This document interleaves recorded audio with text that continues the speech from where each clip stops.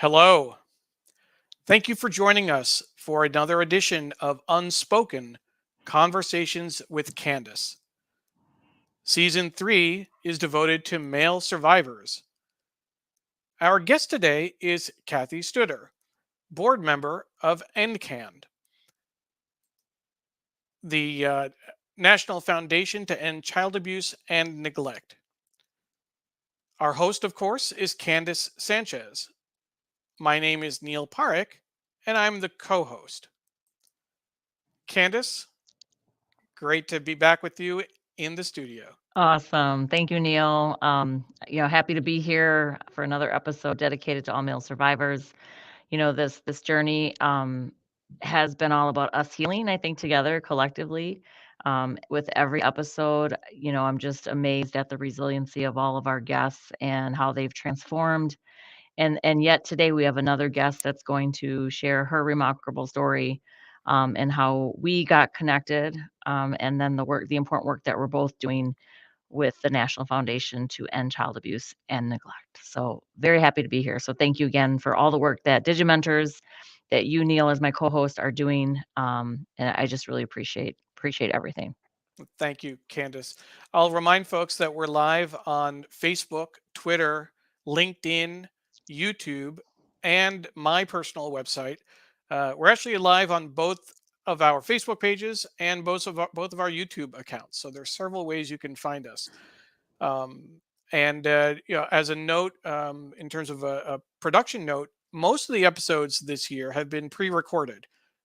We've sat down with our guests and then played the video at the time that we launched it. But last month we did something different. We had Lori Poland on as a guest. She's the co-founder and CEO for the National Foundation to End Child Abuse and Neglect. We heard her story, and then we reviewed three of the interviews that we had done earlier in the year and reflected on what we learned from those three male survivors. We're going to do the same thing again today. Cathy will be our guest. And after hearing about her story, we will review some highlights from another three guests that we had earlier this year. Please, if you're watching on Facebook in particular, make sure you hit play on the video so that we can see any comments you might put on the screen. Please like, comment, share, retweet, encourage your friends to watch even after the fact. And if you're watching on replay, thank you very much for joining us. So now, before we dig in, we will share a bit of an opener with some announcements from Candace.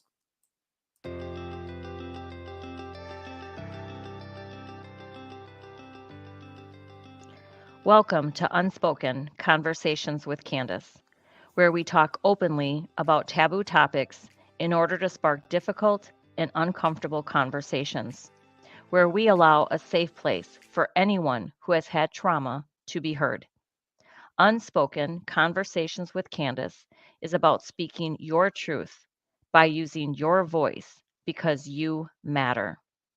Each season on my podcast has its purpose, and for season 3, it is dedicated to all male survivors. I want to express my sincerest gratitude and acknowledge Jeff Tjugum. He was curious to learn more about my podcast. Once I explained my vision for season 3, he wanted to help. Thank you, Jeff, for your sponsorship and support. Special thanks to Jesse Daso for assisting in the planning, logistics, and helping to invite guests for season 3. And last but not least, Neil Parekh, my season 3 co host. Neil arranged to have Digimentors produce the show on a pro bono basis. Digimentors is helping me step out of my comfort zone by implementing video production. This form of media stream will be available broadly via our social media and our websites. I am extremely grateful to work with Neil and Digimentors. If you are interested in a high quality virtual or hybrid event, I encourage you to reach out to Digimentors.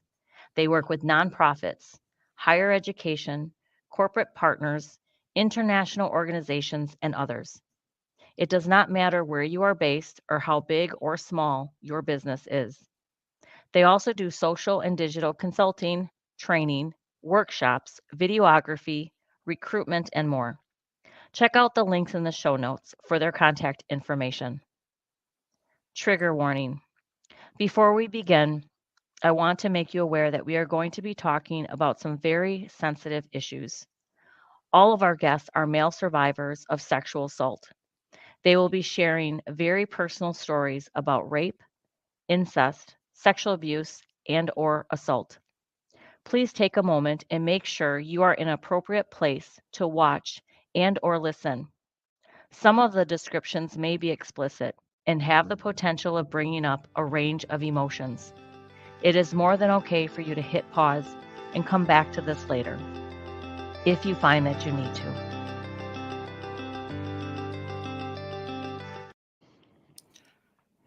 And that's our intro, Candace.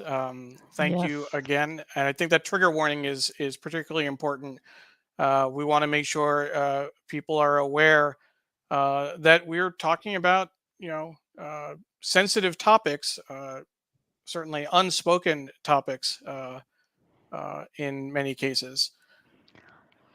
Which is exactly why we're doing this podcast. This is why I started the podcast, wrote the book, my own book, Unspoken, launched that book in 2020, November of 2020. The book is titled Unspoken because I wasn't supposed to tell. I had been through my own abuse, sexual abuse. And then, the podcast was launched 6 months later. So just having this opportunity, having this platform, having Neil again to Digimentors for all the work that you're doing from a video platform, right? This is just another way to get the message out, and then also me and you kind of banding together to bring the story for the male survivors. There's a lot of stigma, as we've been discovering, right? Having these conversations with the male survivors, a lot of stigma around the male survivors and just men in general, that they experience it and the feelings are the same. The shame, the fear, the guilt that they carry is the same as what a woman survivor. So it doesn't matter, right? Survivors are survivors.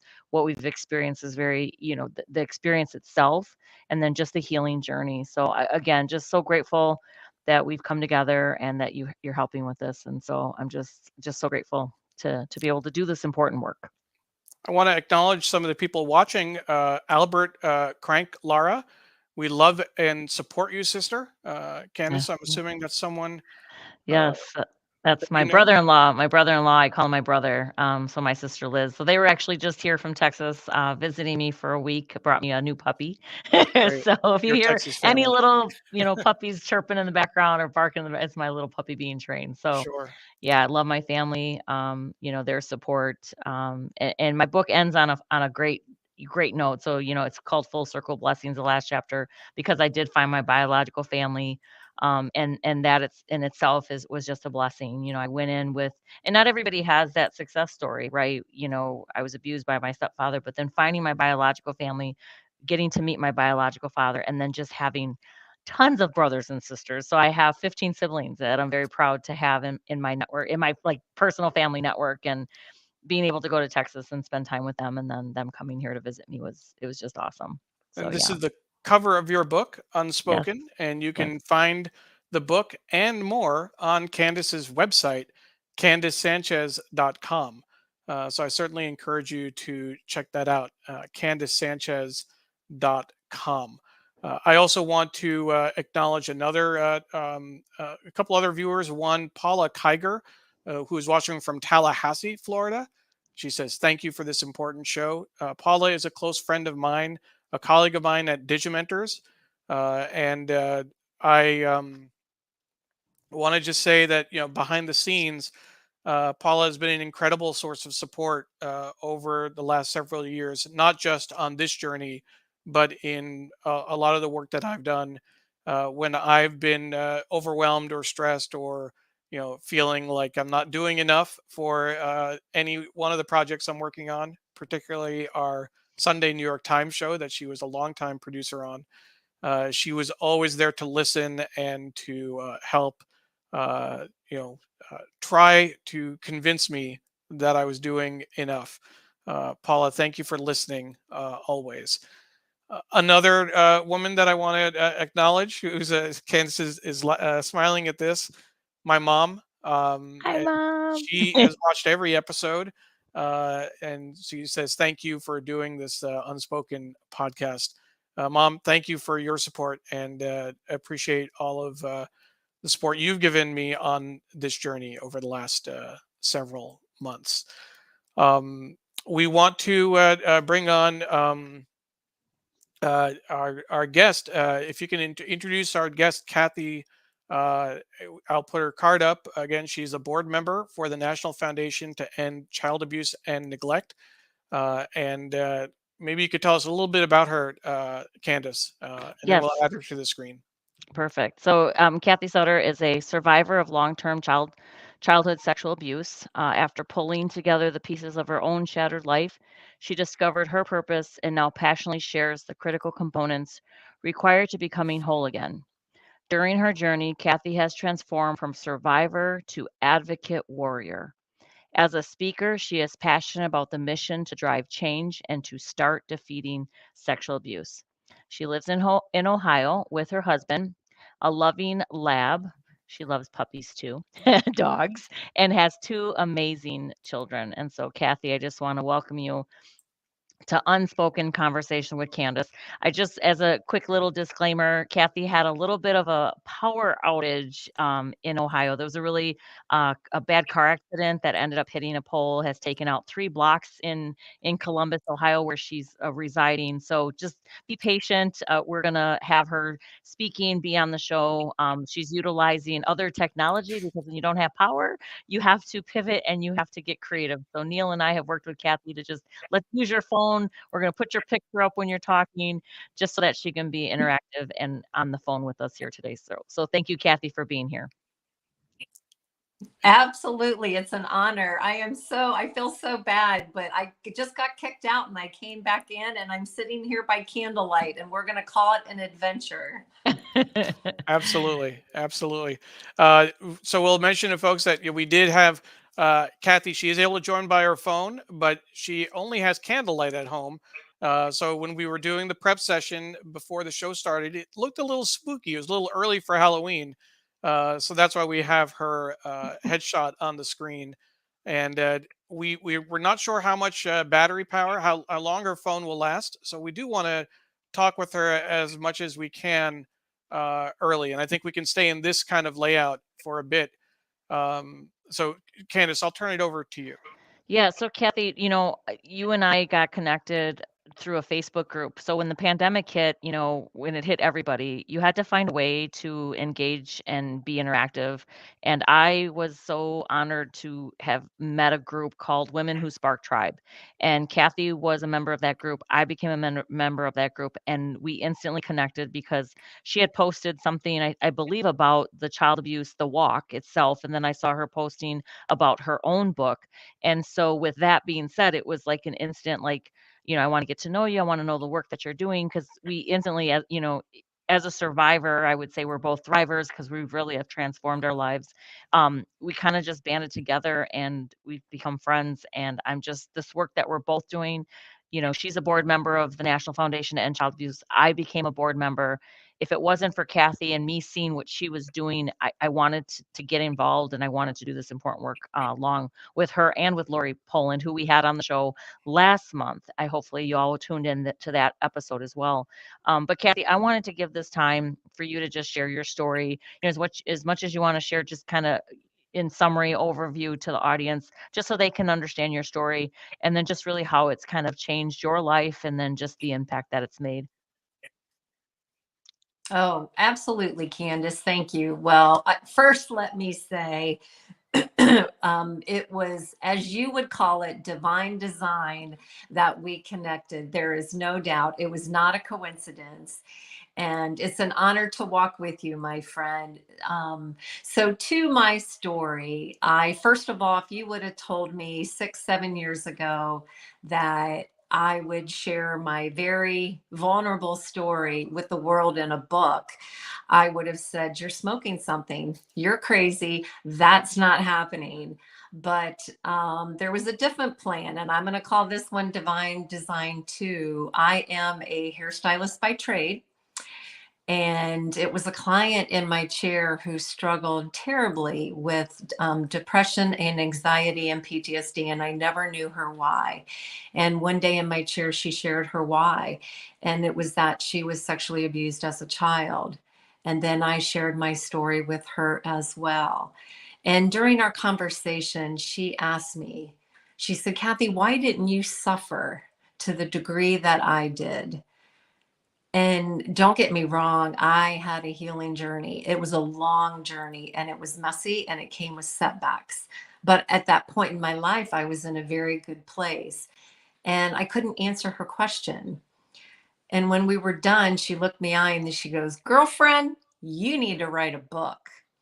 And I laughed it off that day. I really thought, I'm a hairstylist. I'm not going to write a book. I'm not going to share that story.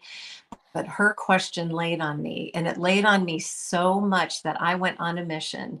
And in the next 6 to 8 months, I really reflected, I prayed, I introspected, I researched, and I wrote down, what did I do in my journey? What did I apply into my life? And after 8 months, I had the answer to her question. And then I had to ask myself, dare I write a book? And a couple of circumstances that I share in my book propelled me to write the book. And I'm not going to lie, I up until right before it published, and I know Candace could attest to this herself, but I was petrified. I was afraid because even though I was in a really good place, there was that tiny, tiny last piece of shame hanging on inside of me that said, what will people think of me? How will they look at me? Will they look at me different? And every time I reflected on that, I got the same message back. And it was, it is time, you're enough, share the story. And wow, it has taken me on a journey I never imagined. And my story started when I was 6 years old, and my mom had been married to my stepfather for a year at that time.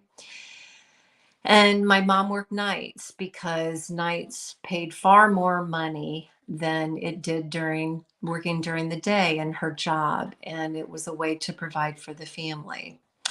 Well, unfortunately, that also meant it was a way for my stepfather to start sexually abusing me. And he would do it in the middle of the night. And very sadly, it lasted for 6 years. And I never told a soul because of the shame he built inside of me. And part of that was sharing the story that my mom wanted him to do this to me. And also that I was bad and I deserved it. So you can only imagine the shame that a child feels when they hear those words. But the night it ended, I will never forget. It was the night that my 6-year nighttime nightmare ended, and it was New Year's Eve. It was a little after midnight. I had gone to bed, and my mom woke me up at probably about 1:30 in the morning and shared with me about a fight that her and my stepfather had.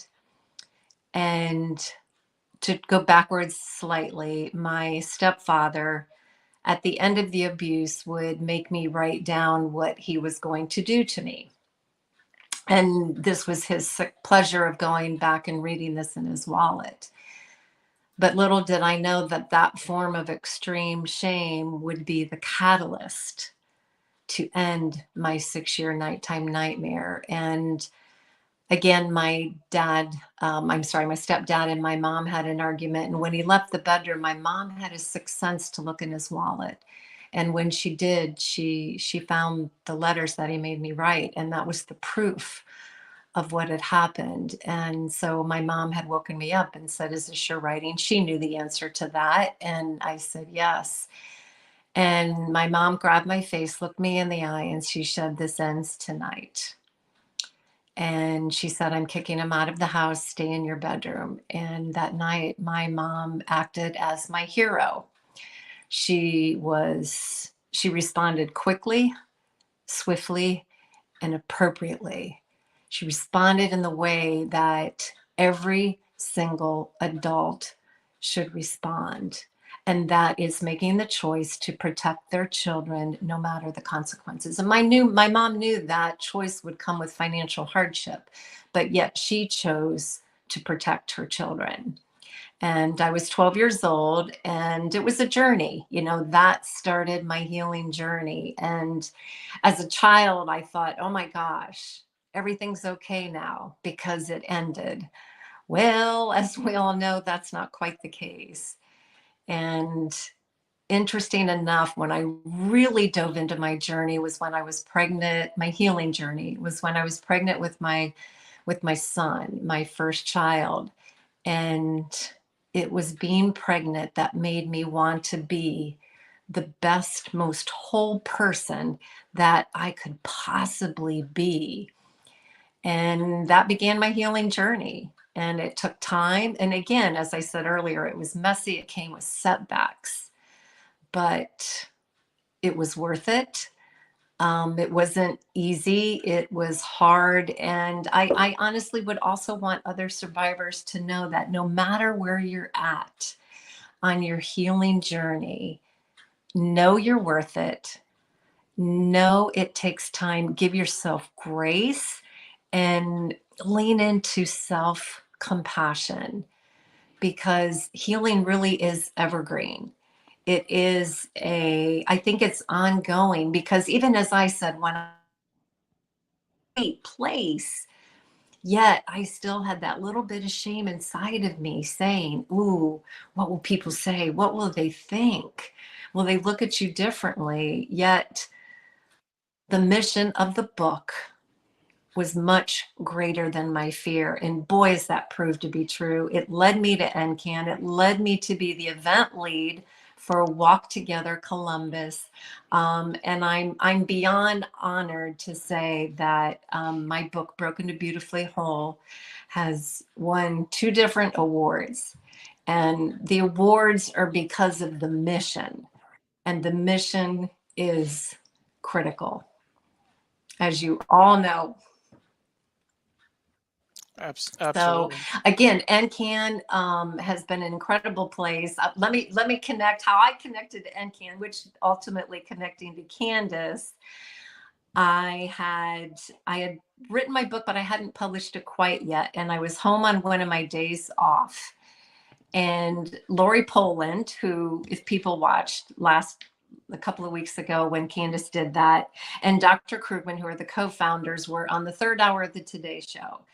And Lori shared her story. And obviously my empathy as a fellow sister survivor pulled me in so much to her. But at the same time, every time they were talking, I said, well, I talk about that in my book. I talk about that in my book. I talk about that in my book. How do I connect to them?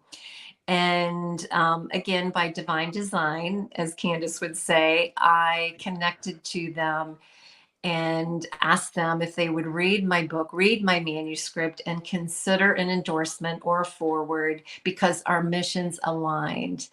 And the gift in return is they wrote incredible endorsements.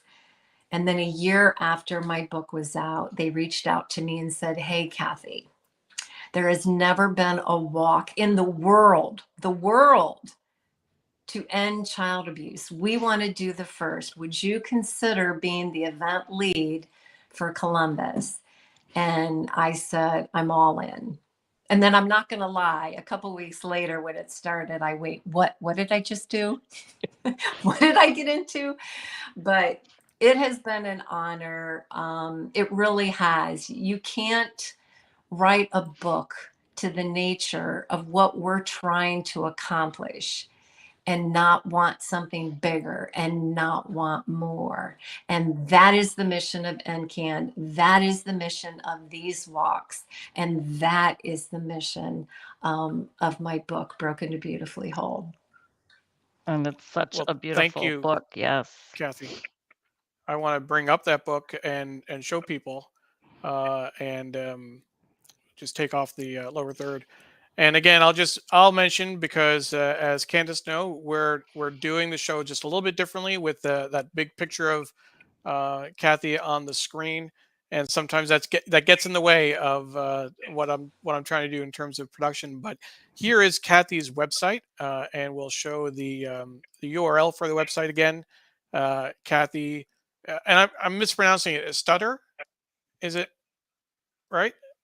Studer, Studer, Cathy Studer, Studer. CathyStuder.com, CathyStuder.com, and you can see the book that started it all, Broken to Beautifully Whole. And you can see this page on our website about the book. And I think that's it's similar to, and I think you told me, right, that you met Candace when you saw Candace promoting her book, right? Yes, Yes, and yes, yes, yes. and that's I what brought us immediately together. saw it on yes. Can I just say, I just have to say, Cathy, so you were telling your story, and I just started breaking down as a survivor, hearing again your story. Even though I've read it, I get very emotional because it's so much like my story. Your mom believed you, my mom believed me. The men, they were taken out of the home, they left the home. It's just there was so much similarity that I just got really emotional. And again, it's like no matter where you are in your healing journey, you think you're fine. And then something just sparks you and you just get all emotional. And I think too, both you and I both having our walks back to back. Mine was on a Saturday, yours was on a Sunday on the same weekend. What were we thinking, Milwaukee, Columbus? But just the power of the walks and how we hold those walks with the National Foundation to bring awareness and to celebrate survivors. And to me, doing that work. And again, like I always have a fear of missing out. I don't know why, but seeing you do those things, it was like, I'm like, I just need to be a part of this. This is so aligned to my personal mission, just the way it aligned for you. And again, as that divine design, those two words that I say all the time, it truly was meant for us to be doing this work together. And I'm just so honored to be serving in this capacity with you. And yeah, the book, they change lives, and you never realize when you're in that book journey and you're being so vulnerable with your story, that whole fear, you're always having that fear. And I remember working on mine for 3 years. I mean, you were dedicated for 8 months or 6 to 8 months. It took me 3 years because I was just revisiting it. And then having those doubts in those 3 years, people feeling a certain way about it, or even family feeling a certain way. But I'm just so glad that I pushed through it. And you're right, the reward is so much better because it's helping to save lives. It's helping. Again, I think you wrote in your book, let's start those uncomfortable conversations. And that's what this podcast, that's what this is all about, is so that we can try to prevent this from happening to children, period. And you both mentioned the EndCAN It, walks. I'm it going to is. pull up their website. This is the EndCAN website, the Walk Together website. And you can learn more about these walks going to endcan.org/walk together. endcan.org/walk together. And just want to point out, this was the lineup. Candace organized the walk in Milwaukee on September 16th, and Cathy organized the one in Columbus, Ohio, the very next day, September 17th. There's still another one coming up in Denver in October. So this is a great organization. You can learn more at endcan.org. Cathy, I know you were trying to jump in. My apologies. No, that's quite fine. Well, first of all, gosh, Candace, thank you so much, because your willingness to put this into a podcast is so critical. And I do mention how we have to step into the uncomfortable conversations, because the reality is abuse survives and thrives. And that is exactly what perpetrators want, versus a show like this. When we do step into those conversations, it does three different things. It's informative conversations. Number one, when we have education, we know so much more. Number two, it raises awareness, like you said. And number three, that promotes healing. And within these conversations, when people can share, it's a release. It's a release that promotes the healing. And one of the things that I share with people is, as a survivor, obviously, it is so hard to share that story. It's hard to say it out loud. But if you can, with at least one person, it is a release in the brain, it's a release in the soul that at least starts that first step into the healing, which is so, so worth it. It is. Definitely is. I can say that at the walk in Milwaukee, 2 people came up to me that I did not know, and they told me for the first time that they felt I was a safe place, that they shared and disclosed what had happened to them, and that they were comfortable telling me because they saw what I was promoting, what I was bringing. And they heard Lori speak, and then they saw the Unspoken Hero Awards that was I had that for 2 survivors for this year, and I presented for 2 other survivors from last year as guest speakers. So again, just giving that encouragement to other survivors to speak out. And I have to say, Cathy, I just want to acknowledge the fact that I didn't have an award last year because I didn't know what to name it. I didn't know what to base it off. Cathy had done awards in honor of her mother. The Trudy Hero Award and then the Trudy Hero Junior Award. And because Cathy had done that at Columbus, Candace wants to follow suit. So I created the Unspoken Hero Award to kind of as a tailor of the book, right? Because there is power in your story, and that's what I'm advocating. That's what we are advocating is, like you said, when you tell one person and you release that, it just kind of grants you that permission to forgive yourself and to move forward with your life. So I'm just excited to start reviewing the clips, Cathy, of what we've Yeah. done, the work that we've done. So Neil's going to take it away about the reviewing of the clips, and then we'd love to get your feedback on them. Before we do that, I want to bring in a comment, Candace, because Albert said we had the opportunity to be part of the EndCAN Milwaukee last week. We met so many amazing people and made some new friends. What an amazing event! Truly blessed to be able to support. God bless, and nothing like the support of family, Candace. Yeah. My mom, I mentioned my mom earlier, but like family, I want to acknowledge my close friend, the CEO of Digimentors, Sri Srinivasan. So glad that you're doing this. Thank you. I mentioned earlier Paula's support.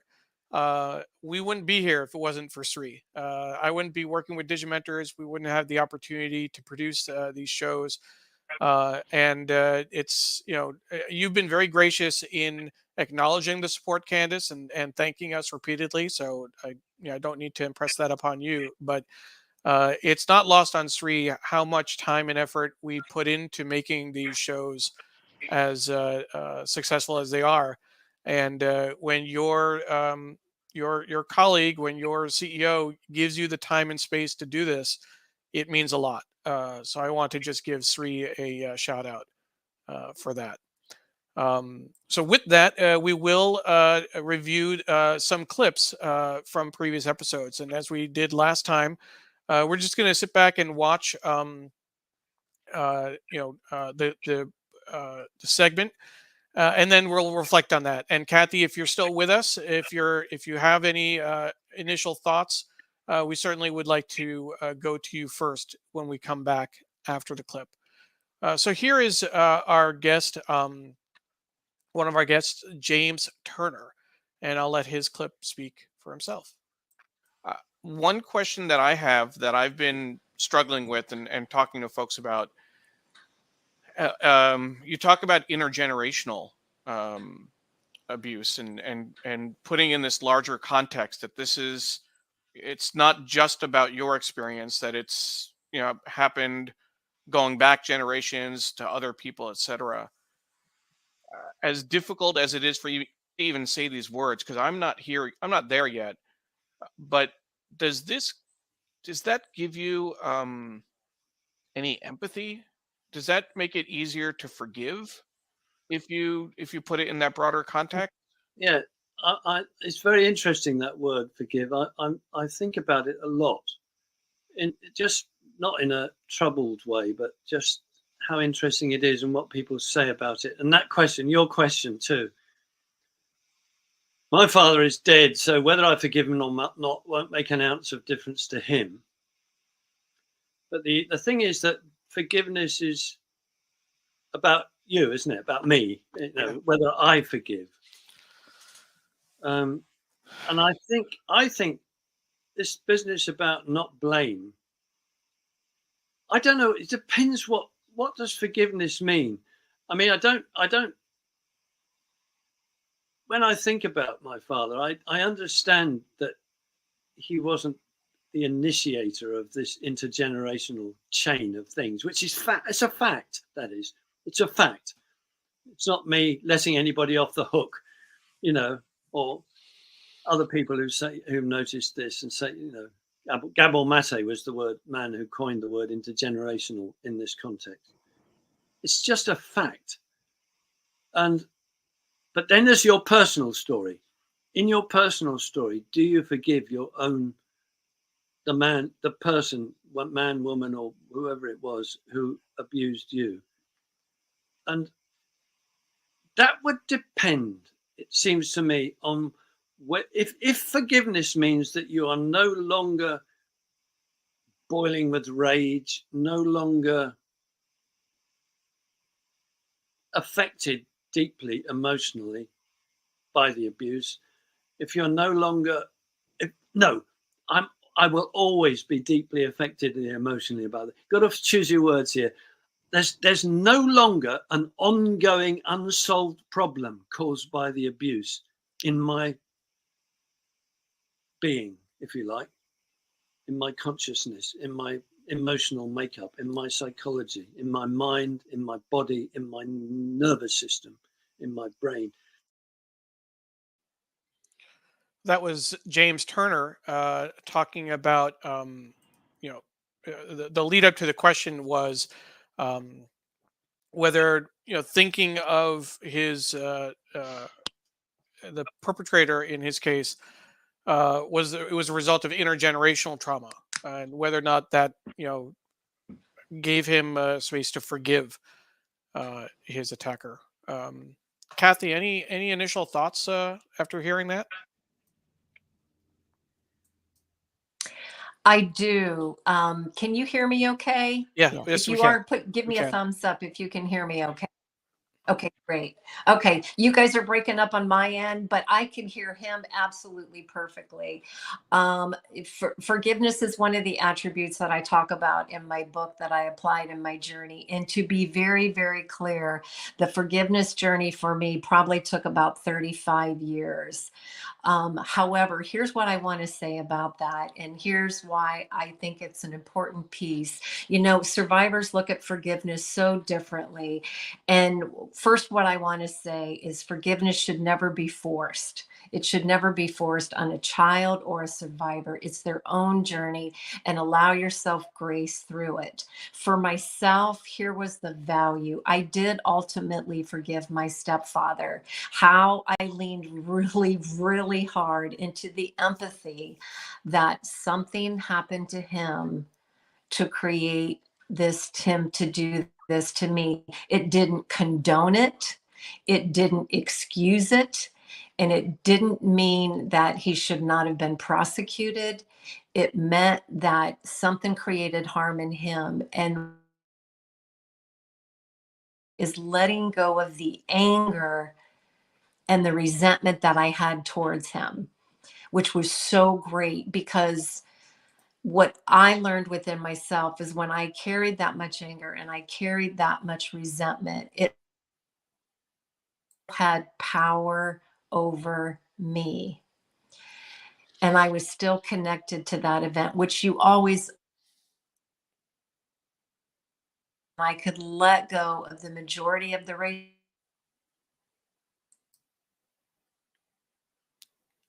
We're losing Cathy's audio just a little bit, but Cathy, appreciate kind of what you're sharing there. I was just going to jump in and say that from my experience, and we just lost Cathy off the screen, so it is possible that Cathy's battery ran out on her phone. As if you're joining us late, we mentioned earlier that there was a very serious car accident in Cathy's neighborhood, and it took out Cathy's area. It took out three neighborhoods.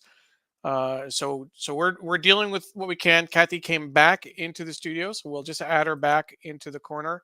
Hopefully, Cathy, you can hear us. But if not, I was explaining why you may have dropped off the air. What I was going to share is, this question of forgiveness is something, Candace, we've talked about a lot with many of our guests. And just as a quick, kind of thumbnail, my story, I was abused by a neighbor when I was 7 years old. He knocked on our door. We had just moved into the neighborhood. He knocked on our door and said he needed help with a Cub Scout project. And I didn't know any better, so I said sure, and let him in the house. And he came. We were inside my dad's office downstairs, which I didn't have reason to go into. And I didn't know what he was doing. And he proceeded to abuse me. But we could have been playing with Matchbox cars for all I knew, because I didn't have any negative. I didn't understand that what he was doing was wrong. It just didn't register anywhere. It wasn't until my parents came home and my dad asked why did I leave the light on in his office, and I said, oh, well, so and so came over. I do my best not to say his name. Um, and oh yeah, what did you do? Oh well, you had a Cub Scout project. We did this, and then we did this, and then he did this, and then I was describing sexual acts, and obviously my father was getting more livid, and we marched over next door and confronted uh, the neighbor's father, etc. But that was when it came out, and that it was actually a bad thing. Um, I will share, and this is one of the things that has been important to me. This has been a year-long journey for me, learning from other survivors and grappling with these issues. Um, we still have a couple episodes left, Candace. So it might it might take, but um, I'm not in a place to forgive yet. That's not the goal, and that's not what we're trying to do. But as important as I know this is, and as much as I know that um, this is part of the journey and part of healing can begin. Um, I'm just I'm just not there. And I Um, think we've talked about that, Neil, and I think Cathy said it, I think the best. She just said each survivor is on their own journey, even when it comes to forgiveness. And so yeah, it's okay to not be at that stage. You may never be at that stage. It's just, again, like Cathy mentioned, there's power in it for you, is when you do forgive. But I agree with Cathy. I think I've had that same mentality about, I got an apology from my abuser to my face. Never admitted it to anybody else or to my mom. It didn't matter to me, but I got it, right? And he said it to my face. But at the same time, once I did forgive him and, my uncle, I realized doing this work, hurt people. And, they learned it from somewhere. And if they're both from the same cloth, who in their intergenerational generation like did it to them, or yeah, who caused harm to them, because it's something that's taught, right? And again, it's just, again, doing that work, understanding and having that that empathy, that compassion, and just kind of putting yourself in their shoes, because if they were young kids, young boys, being hurt and manipulated in the same way they were doing that to me, again, and it stopped with me, sure, like I said. But I also mentioned playing, house with my cousins. We were young, 5, 7, and inappropriate things maybe I was doing, they were doing, but nobody stopped us. Nobody, an adult peeked in, saw something, and maybe said, hey, hey, but didn't like address it. And I talk about that only because I still carry a little bit of shame around that. But I was like, again, I was a child. I was demonstrating what was already being done to me. Or, sure. playing house. Like, it again, it's just kids have to be informed, educated, so we can prevent this from happening. Before we go to the next clip, Kathy, I know you've been bouncing in and out, which is perfectly fine. But I want to ask: are you joining from your computer or still on your phone? I think you're still on your phone, right? If you can hear us, and it's possible she may not be able to hear us. But Candace, appreciate that.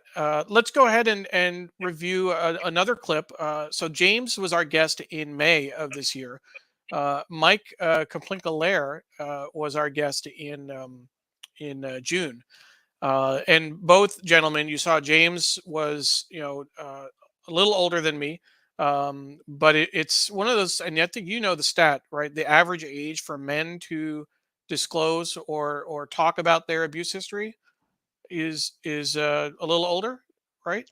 Yeah, I believe when Lori was on the show last night, I think she said average age, either for male or adults, is around 52. It's Yeah, kind of like the average age. And so, I mean, I was 46 when I think 47 when my book was published. yeah, So, it took me a long time. I mean, I had spoken about it, I had talked about it, but again, in this public fashion, sure. in that journey, just like I said, to get to that point. For me, I had first shared my story several years ago, a couple years ago, but this podcast, the blog post I wrote at the beginning of the year was really my, more significant sharing of my story, and that happened just when I was 49, just before my 50th birthday in June. I want to also acknowledge another colleague from Digimentors. This is when your friends and family come out to support you. Rose Horowitz says thank you to Neil and Candace for shedding light on this important topic. She also had a chance to listen to James's comments and said those were very moving words from James. So thank you, Rose, for that. So let's go ahead and listen to a bit from Mike Koplinka-Lehr. When you said, Candace, it's such a lifelong process. I mean, I'm 51 years old and I'm still healing, and it's just a continuous process. And so again, I'm just want you to share your story. So I'm going to give you the mic. I'm going to turn it over to you and allow you to just share your story. Well, thank you so much. I kind of echo what you just said. If I had one thing to convey today, I'm 65 and it's a lifelong impact. That's a message I hope everyone listening and they can share it with people in their lives can understand. This is always present. I think I may have mentioned earlier, even as a 65-year-old, if I go pee, if I am changing, I am reliving some of those images. I'm reliving some of those memories, the associations. So it's with me.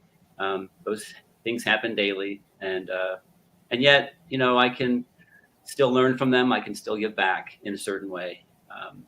Unfortunately, it's not a very uplifting story, but I was abused by 3 different perpetrators. One was a priest that spanned about 9 years. One was a Boy Scout leader who was also a coach that spanned about 7 years.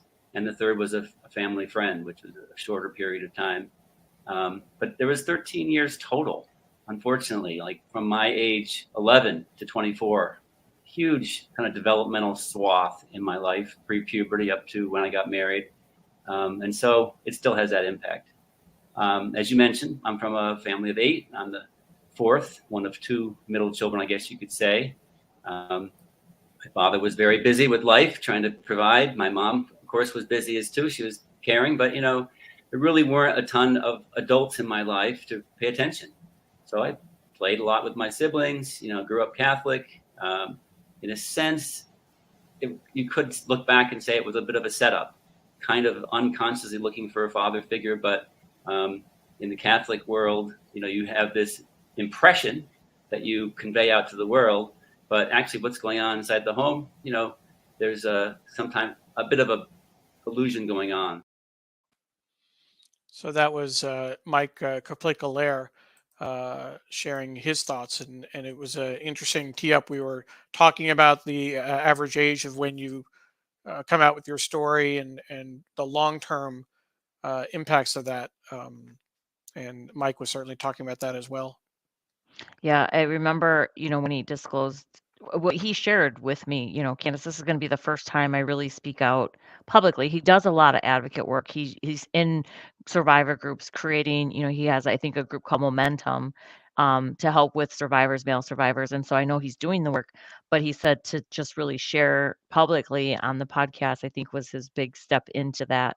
And I gave him kudos and props for doing that because that was a huge step and sharing it publicly in this fashion. So I'm just glad that he, was on Unspoken Conversation with Candace, shared his story, and just the way he talked about the span of years, right? 11 to 20, what he's 24, 25.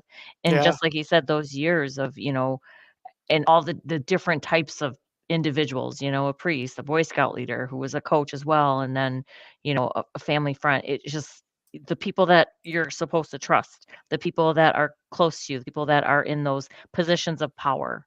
And I, again, just him being very real. And I don't know if anyone's watched the recent Netflix series about the Boy Scouts. I mean, that was just an eye opener. So kind of when I watched the Netflix series, I thought about Mike on the Yeah. podcast. I thought about, was he one of the ones that were, did he go and file a claim, because I thought, wow, that, and I think through that through that series, Netflix series, I want to say it was 850,000 or 85,000, but the number was huge of how Yeah. many boys this affected. So again, and then just every person, the male survivors that talked on that series, reminded me of every survivor here on the show this year. So again, this work, we're getting more comfortable talking about the uncomfortable. So Yeah. to me, I think we're gaining momentum. So again, just honored. I know Cathy's on. I don't know if Cathy can hear us, if she saw the clip or not. But yeah, wanted to see if she could chime in or not. Kathy?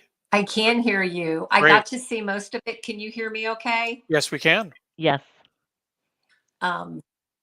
Okay, great. So yes, I couldn't hear everything you said, Candace, but what I would say is everything that he laid out, obviously heartbreaking, but also one of the most important reasons that it is to try to teach our children today that someone that they know and trust could do harm, and how important it is to talk about body boundaries, talk about they have the ability to say no, talk about the difference between secrets and surprises. And the more we do this, the more we can help try to prevent that. But sadly, these conversations now are huge. And one other piece I just wanted to raise awareness to really quickly is for parents to be aware of what children act out or play with their toys, because a lot of times when they can't say something to an adult because it's too hard or it's too uncomfortable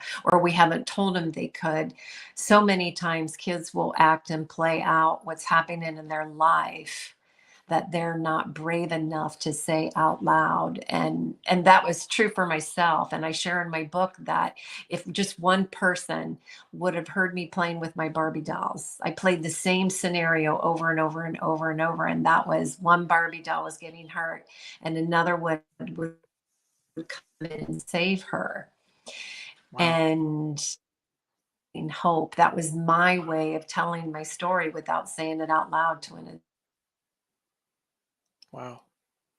That's incredible. And I think with Mike's story, what struck me, just, I think you mentioned, Candace, the length of time that he was abused for, and the number of people that were in his life, that, multiple people, and were a problem for him. So we certainly, this has been a challenge. Listening to these stories and kind of feeling for them. And what was interesting for me, Candace, was I look at these other survivors, and I mentioned this before. I think of you. I think of our friend Dawn, who I look to as inspiration, who helped me get started on this journey of sharing my story. People like Kathy and Lori, some of our guests, like the previous guest, Nathan, and Callan, um, and others who have written books, who've been on speakers bureaus, who are much further along in their advocacy work. It was Mhm. actually interesting for me to have Michael on, who is not as far along, right? If it's a spectrum, I could look at him and okay, that's where I was 6 months ago. That's where I was before I had shared my story as broadly as I am doing now. Um, so that was also interesting to think Yeah. about. Yep. It definitely was. I'm sitting here and I'm just like, the work that we put into the podcast, right? Into just getting the guests, scheduling with the guests, the time that it took, the planning, the preparation, and just knowing, Neil, that all the work that we're doing, we're putting, like Kenneth said, one of our first guests, right? That where he said, like, the work that you're putting out there, when someone needs to watch it, they'll find it. And Yeah. to me, it's because the content, as difficult and uncomfortable as it is, it will help somebody out there. It will. It certainly will. And that's an important thing that you mentioned, Kenneth. One of the things that we learned from him about some of the emotional impacts of being a survivor of being abused. This whole process has been incredible for me in terms of learning and growing. Let's see if we have Cathy. You're still with us. We can hear you. What I want to do before we go to our last clip, if we're about to lose your battery, I want to see whether you had any thoughts you want to share with us before we lose you. If we can hear you. Can you hear me okay? Yes, we can. Yes, we can. Awesome. Sadly, my battery is about to go.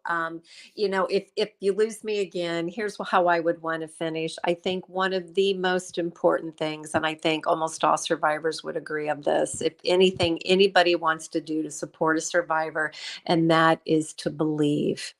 To Yes. believe, to respond, and to believe. And I think that is the most critical piece in this journey of helping people heal and providing hope. And that happens a whole lot easier when we respond quickly, swiftly, and appropriately by believing.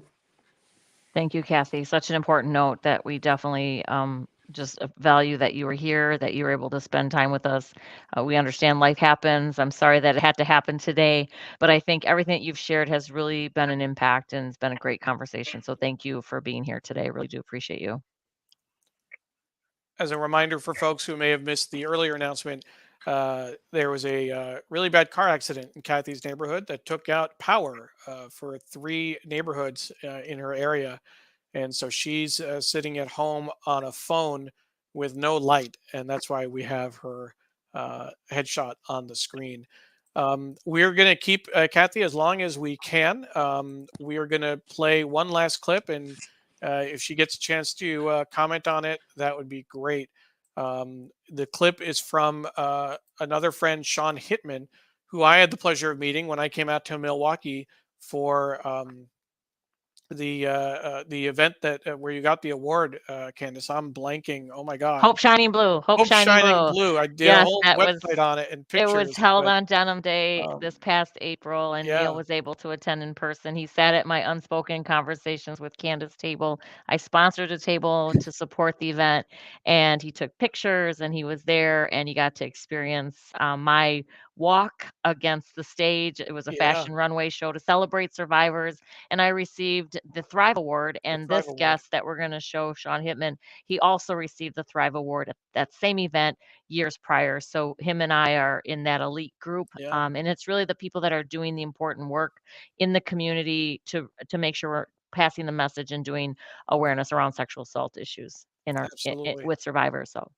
And that was us losing Cathy, so she may not be able to hear Sean's clip, but we'll discuss it afterward. And if we have time, maybe we'll just show a few quick pictures from the Hope Shining Blue event before we close today. We're coming right up against the hour, the top of the hour. So I think if folks will indulge us, we might push it to about 15 minutes past the hour or so. But let's go ahead and listen to Sean's clip. Pain and trauma, they hurt and they curb our growth. They curb all kinds of wonderful things of a young man's upbringing. But at the same time, for me, the pathway towards liberation from all of this shame that I'd cast on myself, and I'll go into that in a minute, and this guilt, right, was really to remind myself that, no, this happens with 1 in 6 boys, and that's 16, 17% most days. Yeah. So where it's very easy to isolate yourself in your trauma and isolate yourself because of your shame, it really is the biggest mistake, and who would know any better?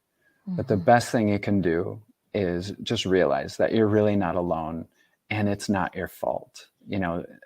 Who would really hold a 7-year-old accountable for this stuff? And here's here's the really remarkable part, and there's more to the story, but in my healing journey and in my sort of what they call it recovery, but I'll call it healing and survivor journey, one of the pivotal things that I realized was, in order to give myself compassion, I also had to give Shannon compassion. He's 11. He learned it somewhere. Yes. Yeah. Yes. Right? So if I'm 7 and I'm not expected to know better, what would make me think an 11-year-old would be expected to know better? You know, naturally he didn't wake up one day and just decide, oh, I'm going to go ruin some kid's life, and his sister too. You know, I just think if we really search for the truth, we know that this boy was probably acting out on things that he had learned in maybe a not so nice way, and who knows. But I just think that that level of compassion has really helped me as well. Like that level of just being able to kind of like forgive. And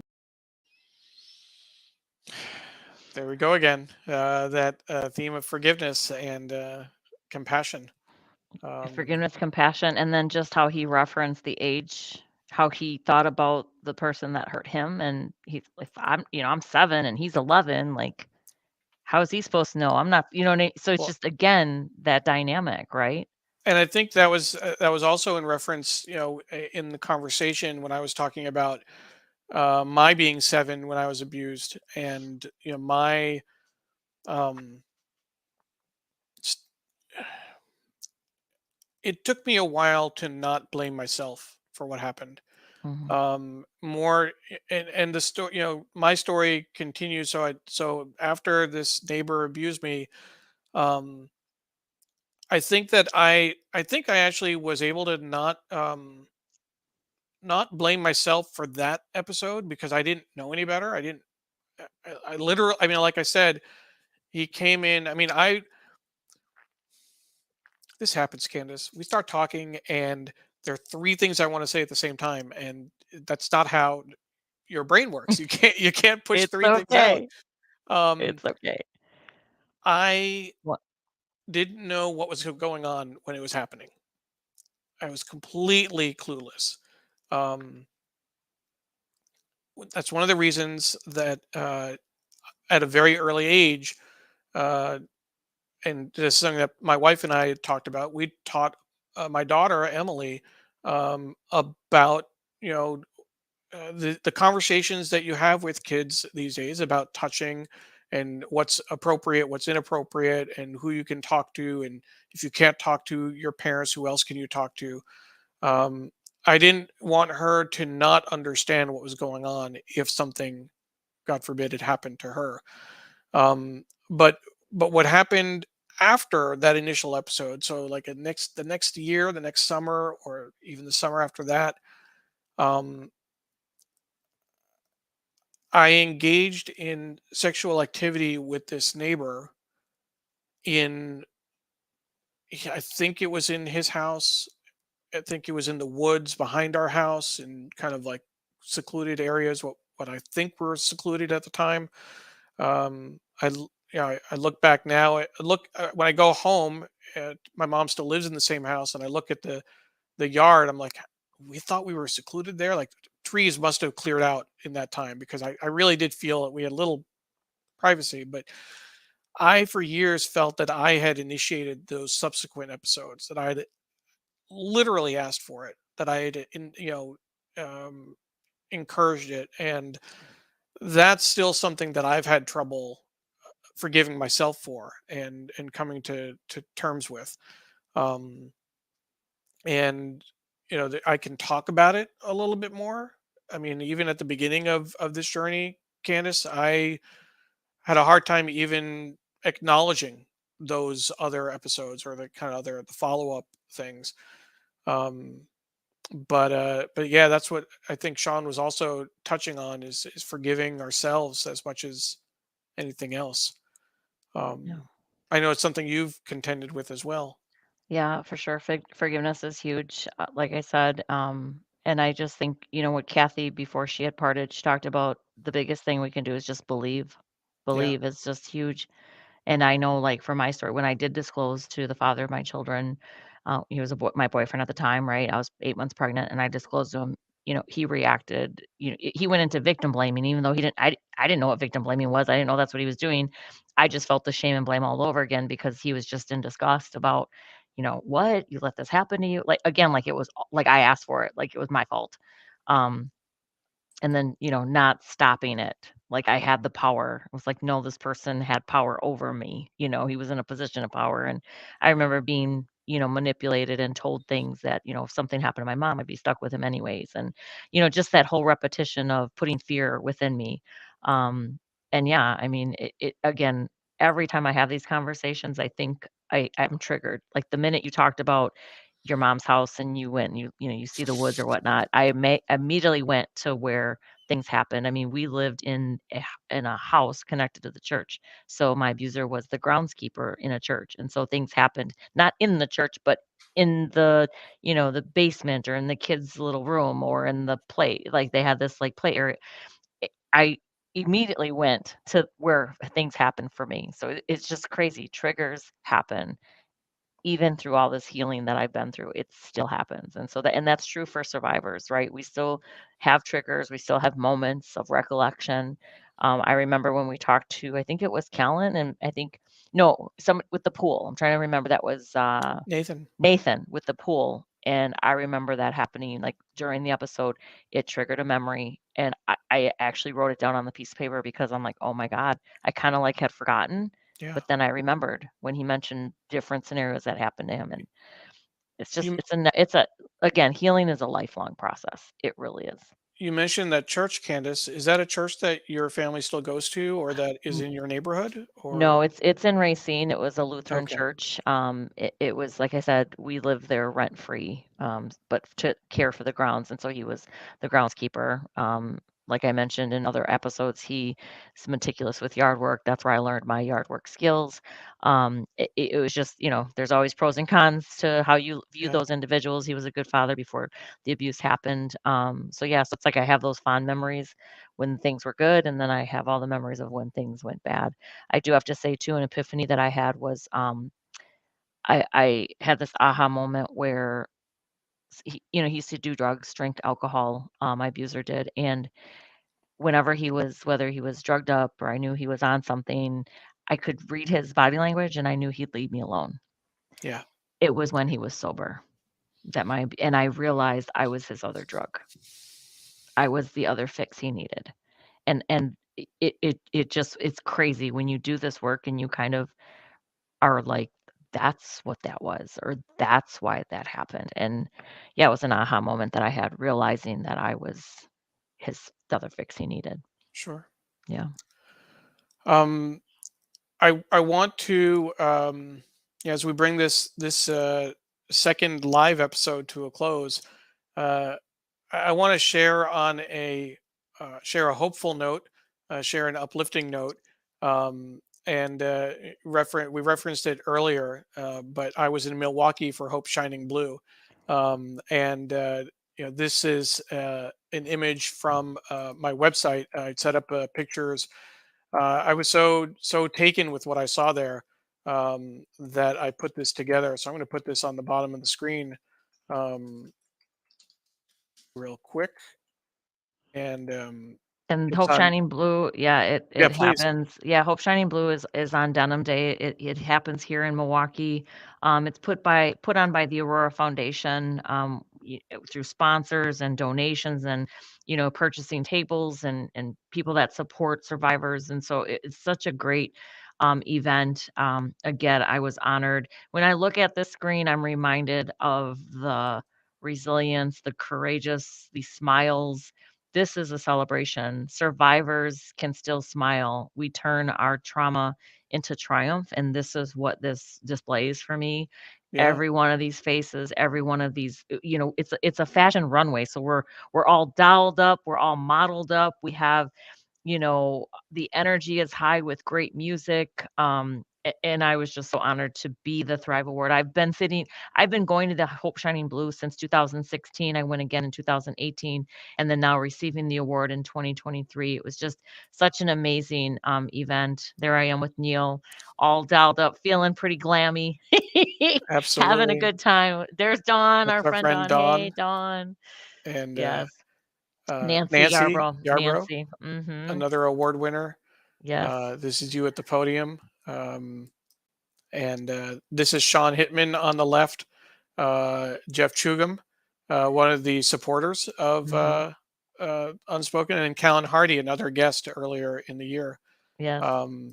And then this is all of the models, the runway models, survivors, um, and they raised more than $228,000 that evening, Mhm. which I thought was incredible.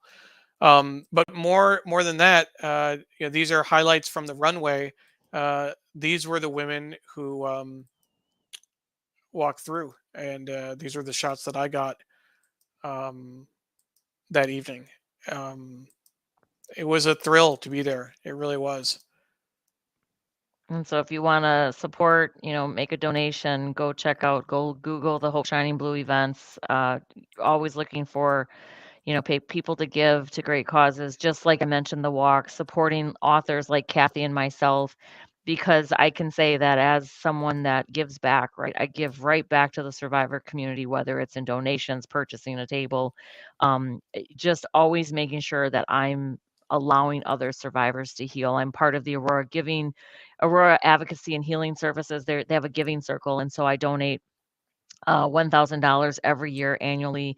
And then we have a pool of Giving Circle members that we all donate that amount and then some. And we are able to donate into abuse programs throughout the state of Wisconsin, or programs that we're trying to facilitate to help survivors thrive. So such an amazing event. Thank you, Neil, for sharing and for shining a light on the Hope Shining Blue. But man, we And had a good time. I want to end with these fun pictures, and I can still hear the music in my head. But this is Candace dancing. She owned the runway that evening, folks. She worked it, and you can see the joy on her face.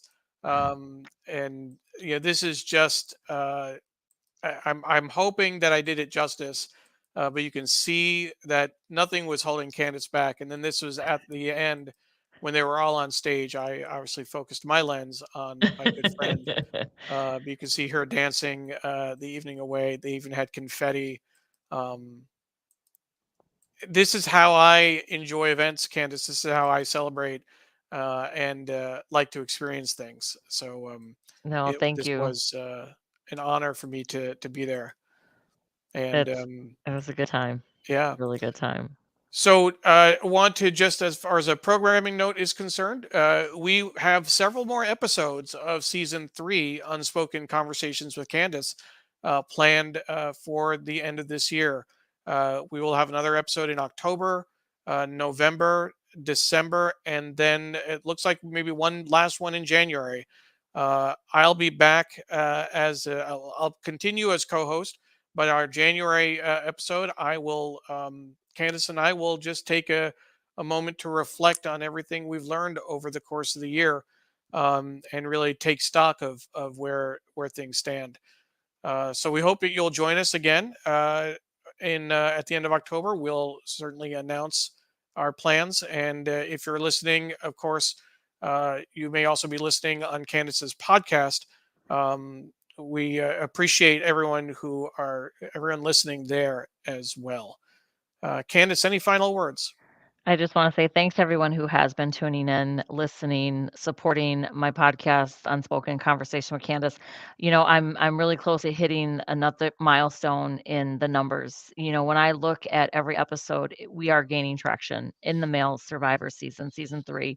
Every time I get a weekly update from the platform that gives me the stats, I'm just so happy that people are listening. So continue to share. If you're listening, share this podcast, share it. Like we mentioned the numbers, 1 in 4 girls, 1 in 6 boys by Yeah. the time they're 18 will be sexually assaulted, and we are trying to change that statistic has not changed in 50 years. And you know why? Because people don't talk about it. We've had it swept under the rug for so long. But I have to say, since the Me Too movement has happened, you see so many more documentaries being held.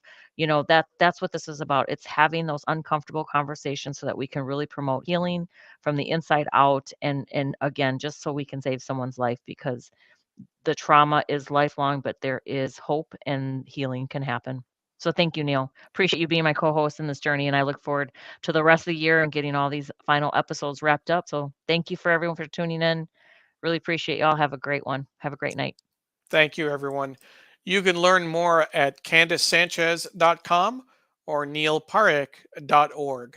Again, CandaceSanchez.com and NeilParekh.org. Thank you very much.